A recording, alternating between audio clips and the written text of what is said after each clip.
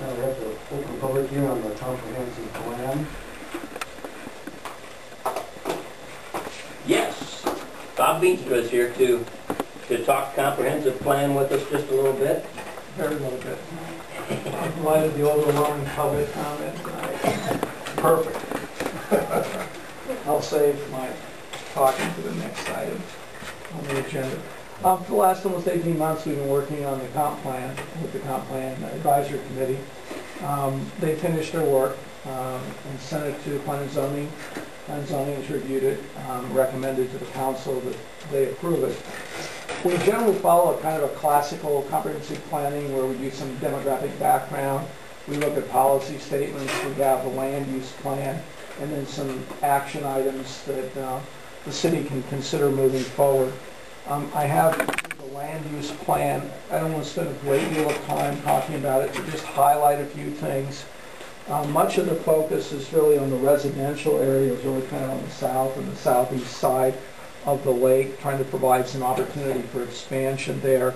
But you'll also notice that there's a lot of green areas because one of the focus points is to make sure that as development occurs that we manage the stormwater runoff so that we don't adversely impact the lake with the water running forward. So here we're trying to see if there's some things that can be done as a part of development or even extending beyond development to try to help with the water quality aspects, so we try to filter it, do the things we can do before we run off into the lake. The north, kind of the north side, sort of filling in some of the residential area.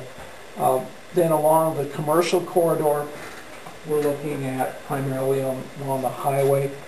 You'll notice the blue and the pink boxes, kind of commercial, industrial. Industrial is not in the classical sense of a heavy process industry, but more a light industry, more the ABAPCO kind of concept, and then it would be what I always use as my example, the proverbial rendering plant, which everybody can agree that doesn't belong anywhere. So the land use corridor would sort of fill in the commercial industrial.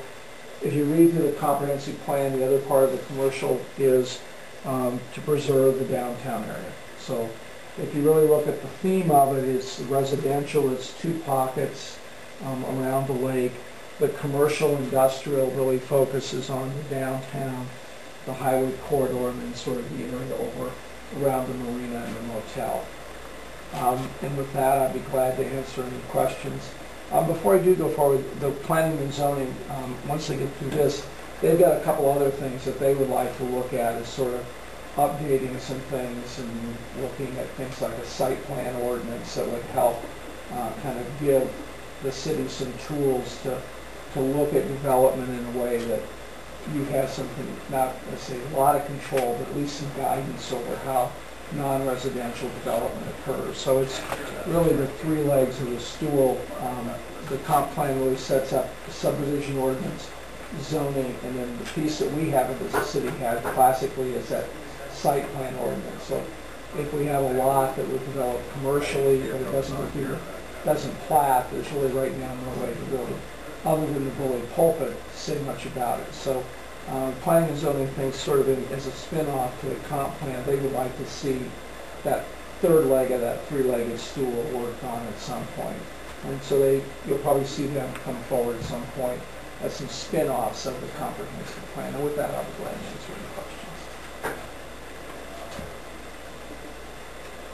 Let's in on questions. And it's not related to anything that you mentioned tonight, but one recollection I have from the last public hearing was there was 11 priorities.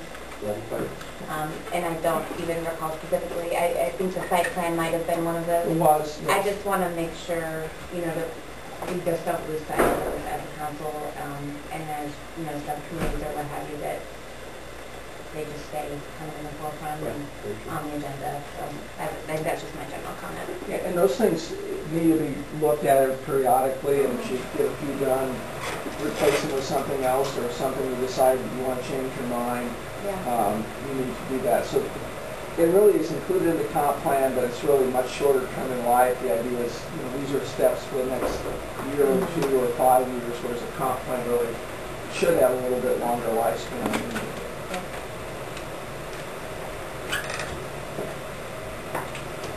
If there are no questions. Sir? I don't see a groundswell. I don't see it either. They're not breaking anyone on the door.